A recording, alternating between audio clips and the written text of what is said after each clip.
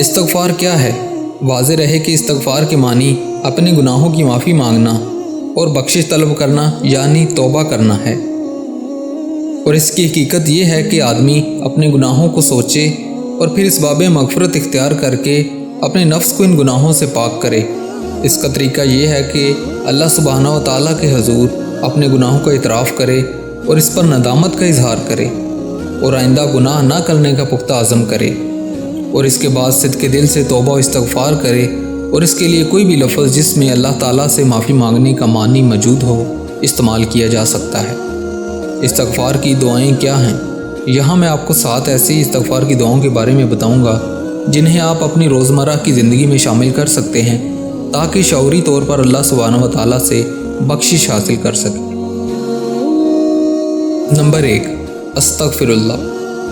یہ دعا مغفرت کی دعاؤں میں سے مختصر ترین دعا ہے جو رسول اکرم صلی اللہ علیہ وآلہ وسلم ہر نماز کے بعد پڑھا کرتے تھے۔ نمبر 2، استغفر اللہ الذی لا الہ الا هو الحی القیوم واتوب الیہ۔ جامع ترمذی اور سنن نبی داؤد میں حدیث ہے کہ حضرت زید رضی اللہ تعالی عنہ سے روایت ہے کہ انہوں نے نبی اکرم صلی اللہ علیہ وآلہ وسلم کو فرماتے ہوئے سنا، جو شخص کہے استغفر اللہ الذی لا الہ الا هو الحی القیوم واتوب الیہ، میں مغفرت مانگتا ہوں اس بزرگ و برتر اللہ سے جس کے سوا کوئی معبود برحق نہیں، جو زندہ ہے اور ہر چیز کا نگہبان ہے، اور میں اسی کی طرف رجوع کرتا ہوں، تو اس کی مغفرت کر دی جائے گی اگرچہ وہ لشکر سے باغ ہی کیوں نہ آیا ہو۔ نمبر 3، استغفر اللہ ربی من کل ذنب واتوب الیہ۔ اس کا مطلب یہ ہے کہ میں اپنے پروردگار سے اپنے تمام گناہوں کی معافی طلب کرتا ہوں اور اس کی طرف رجوع کرتا ہوں۔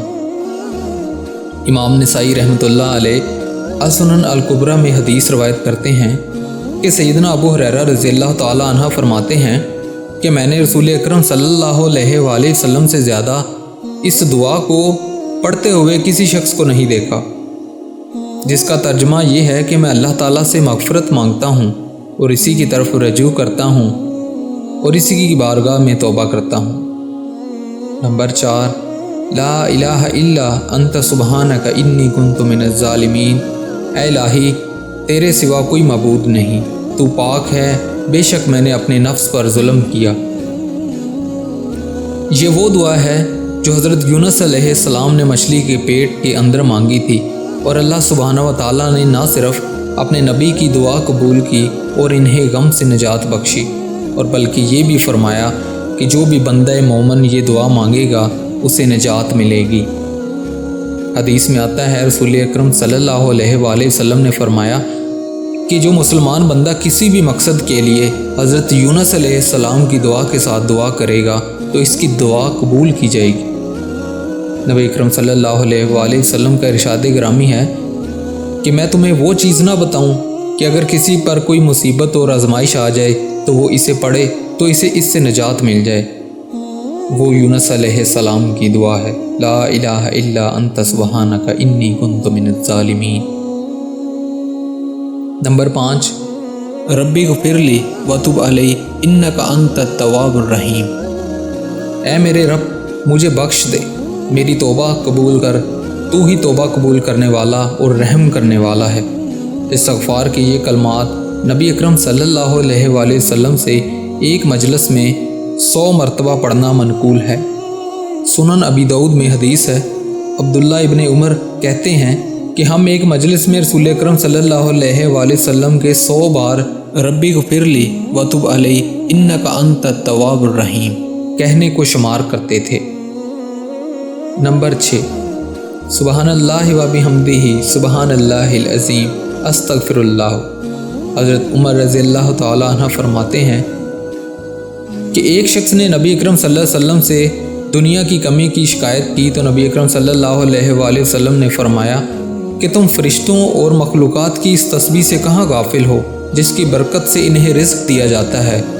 ابن عمر رضی اللہ تعالی عنہ فرماتے ہیں کہ میں نے موقع کو غنیمت سمجھ کر نبی اکرم صلی اللہ علیہ وآلہ وسلم سے پوچھا تو نبی اکرم صلی اللہ علیہ وآلہ وسلم نے فرمایا، صبح صادق سے فجر کی نماز تک 100 مرتبہ سبحان اللہ و بحمدہ سبحان اللہ العظیم अस्तगफिरुल्लाह पढ़ने से दुनिया तुम्हारे पास जलील होकर आएगी और हर तस्बीह के बदले अल्लाह एक फ़रिश्ता पैदा करेंगे जो क़यामत तक तस्बीह करता रहेगा।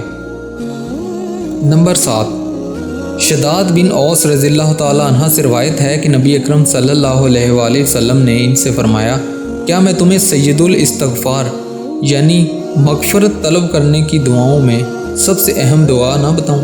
वो ये है,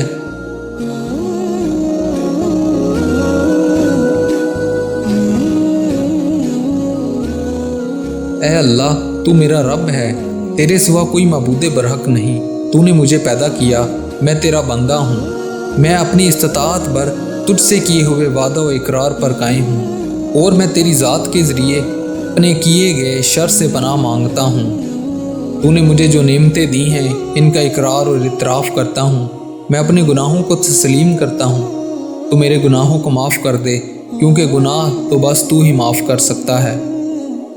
हज़रत शदाद रज़ियल्लाहु ताला अन्हा कहते हैं, आप सल्लल्लाहु अलैहि वसल्लम ने फरमाया, ये दुआ तुम में से कोई भी शख्स शाम को पढ़ता है और सुबह होने से पहले इसको मौत आ जाती है तो जन्नत इसके लिए वाजिब हो जाती है, और कोई भी शख्स ऐसा नहीं जो इस दुआ को सुबह के वक्त पढ़े और शाम होने से पहले इसे मौत आ जाए, मगर ये कि जन्नत इस पर वाजिब हो जाती है।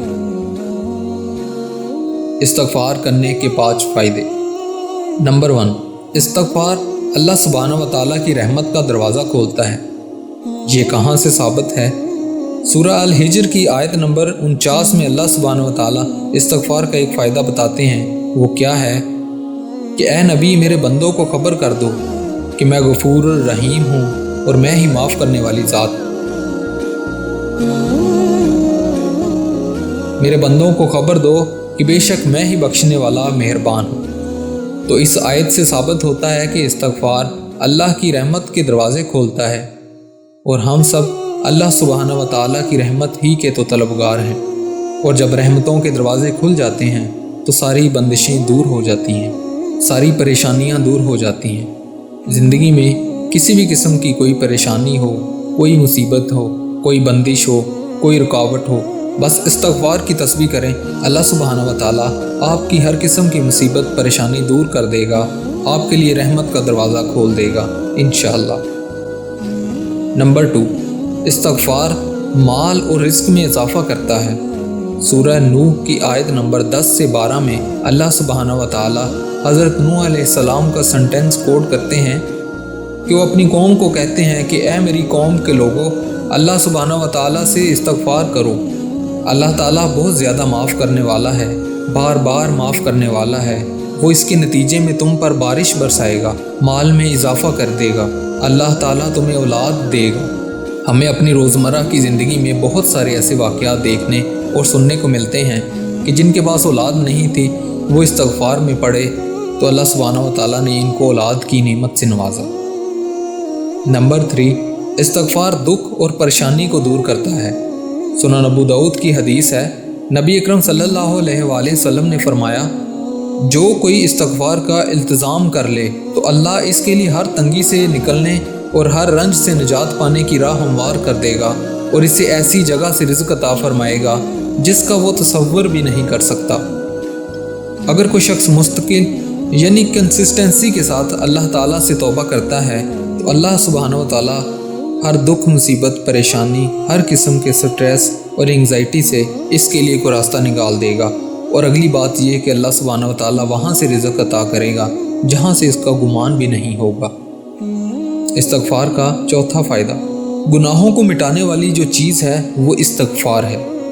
इस पॉइंट के हवाले से सूरह फुरक़ान की आयत नंबर 70 में अल्लाह सुब्हानहू व तआला कहते हैं,